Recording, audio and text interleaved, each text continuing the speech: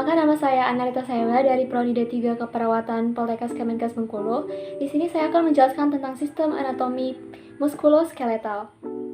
Muskuloskeletal terdiri dari dua kata, yaitu yang pertama muskulo yang artinya otot dan skeletal yang artinya tulang. Muskulo atau muskular merupakan jaringan-jaringan otot pada tubuh, sedangkan skeletal atau osteo merupakan tulang kerangka pada tubuh kita. Jadi, muskuloskeletal adalah suatu sistem tubuh yang terdiri dari otot-otot dan tulang-tulang yang memungkinkan tubuh untuk mempertahankan bentuk tubuhnya, sikap, dan posisinya. Sistem muskuloskeletal terdiri dari otot, tulang, sendi, dan tendon, ligamen, bursa, dan fascia. Tendon merupakan jaringan ikat yang menghubungkan otot dan tulang. Ligamen merupakan jaringan ikat yang menghubungkan antara kedua ujung tulang. Bursa merupakan kantong kecil dari jaringan ikat antara tulang dan kulit, tulang dan tendon, dan antara otot. Fascia merupakan jaringan penyambung longgar yang terdapat di bawah kulit atau pembungkus otot, saraf, dan pembuluh darah.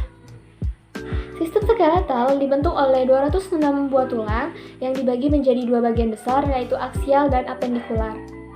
Aksial skeletal yaitu tulang kepala, yang terdiri dari 8 tengkorak otak, 14 tengkorak wajah, 6 buah tulang telinga, dan 1 tulang lidah. Kemudian 26 tulang belakang dan pinggul, dan 25 kerangka dada. Yang kedua yaitu apendikular skeletal atau kerangka pendukung gerak, yang terdiri dari 64 ekstremitas atas, yaitu tulang yang membentuk anggota gerak atas, dan 62 ekstremitas bawah, yaitu tulang yang membentuk anggota gerak bawah. Baik teman-teman, saya akan menjelaskan bagian aksial. Yang pertama yaitu tengkorak. Tengkorak dibagi menjadi dua bagian, yaitu 8 tulang kranium dan 14 tulang wajah.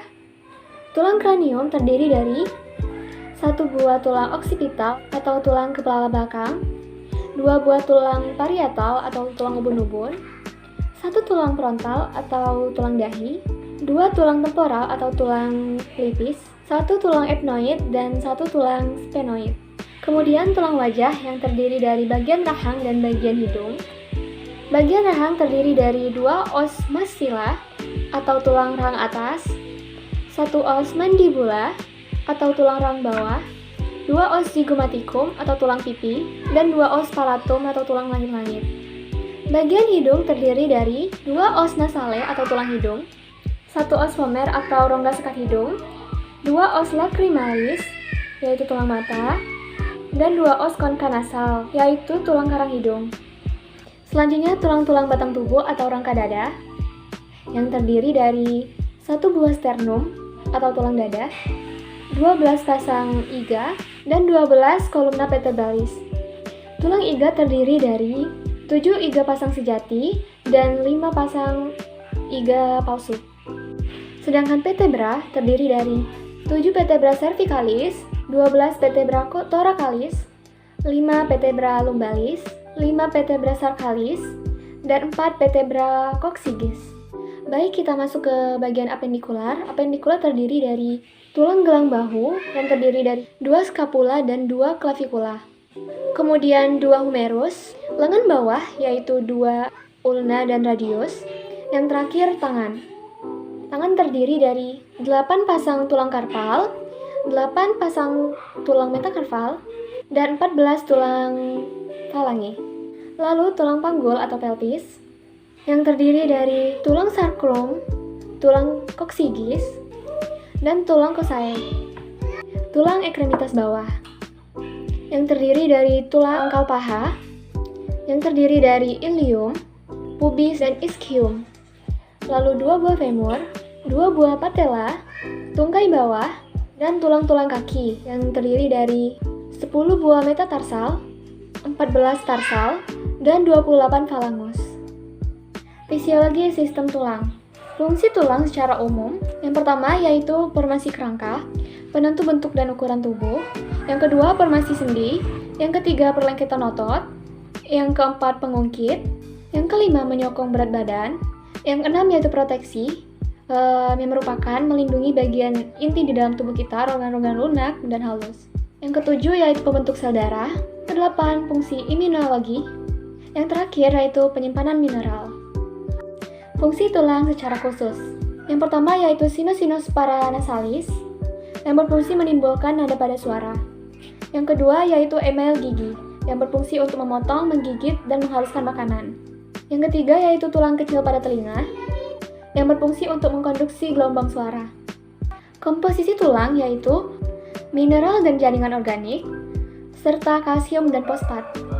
Faktor pertumbuhan tulang. Yang pertama yaitu herediter, yang kedua nutrisi, yang ketiga faktor endokrin, yang keempat faktor persarapan, yang kelima faktor mekanis, dan yang terakhir yaitu penyakit-penyakit. Tulang menurut bentuknya, yaitu yang pertama tulang panjang, yang kedua tulang pendek, tiga tulang gepeng atau pipi, yang keempat tulang tak beraturan, yang kelima tulang berongga udara. Sel-sel penyusun tulang yaitu yang pertama osteoblast, yang kedua osteosit, dan yang ketiga osteoklas. Kemudian sendi. Sendi merupakan perhubungan atau persambungan antara pertemuan dua tulang atau lebih dari tulang kerangka. Sendi menurut strukturnya yaitu yang pertama fibrosa, yang kedua kartilago atau tulang rawan, yang ketiga yaitu sinovial. Sendi berdasarkan jenis persambungannya yaitu yang pertama sinatrosis, yang kedua ampiatrosis, dan yang ketiga diatrosis. Yang terakhir yaitu sistem muskulus atau sistem motor. Sistem motor terdiri dari otot, fascia, dan tendon. Otot membentuk 43% dari berat badan, sepertiganya merupakan protein tubuh, dan setengahnya tempat terjadinya proses metabolik. Proses vital dalam tubuh terjadi dikarenakan adanya aktivitas otot. Fungsi otot adalah sebagai alat gerak aktif, menyimpan cadangan makanan, dan memberi bentuk luar tubuh. Tipe-tipe jaringan otot. Yang pertama yaitu otot polos. Otot polos memiliki satu inti yang berada di tengah, dipersarapi oleh saraf otonom. Serat otot polos terdapat di organ dalam tubuh, sumber energi terutama dari metabolisme aerobik, awal kontraksi lambat, kadang mengalami tetani, tahan terhadap kelelahan. Yang kedua yaitu otot rangka atau otot serat lintang. Otot rangka ini memiliki banyak inti, dipersarapi oleh saraf motorik somatik, melekat pada tulang, sumber energi dari metabolisme aerobik dan anaerobik, awal kontraksi cepat, mengalami tetani dan cepat lelah. Dan yang ketiga yaitu otot jantung. Otot jantung memiliki satu inti yang berada di tengah, dipersarapi oleh saraf otonom, serat otot berserat, hanya ada di jantung, sumber energi dari metabolisme aerobik, awal kontraksi lambat, tidak mengalami tetani dan tahan terhadap kelelahan. Mekanisme kontraksi otot. Yang pertama, terjadi rangsangan, kemudian membentuk asetilkolin yang terurai menjadi asetil dan kolin, kemudian menjadi myogen yang merangsang aktin dan myosin untuk bergeser, dan terjadilah otot akan berkontraksi dan memendek. Fungsi sistem otot rangka. Yang pertama yaitu menghasilkan gerakan rangka, yang kedua mempertahankan sikap dan posisi tubuh, yang ketiga menyokong jaringan benak, yang keempat menunjukkan pintu masuk dan keluar saluran dalam sistem tubuh, yang kelima yaitu mempertahankan suhu tubuh, kontraksi otot, energi menjadi panas. Baik teman-teman, itulah penjelasan tentang sistem muskuloskeletal dari saya. Jika ada yang salah dan kurang, saya mohon maaf. Pada Tuhan saya mohon ampun. Terima kasih. Wassalamualaikum warahmatullahi wabarakatuh.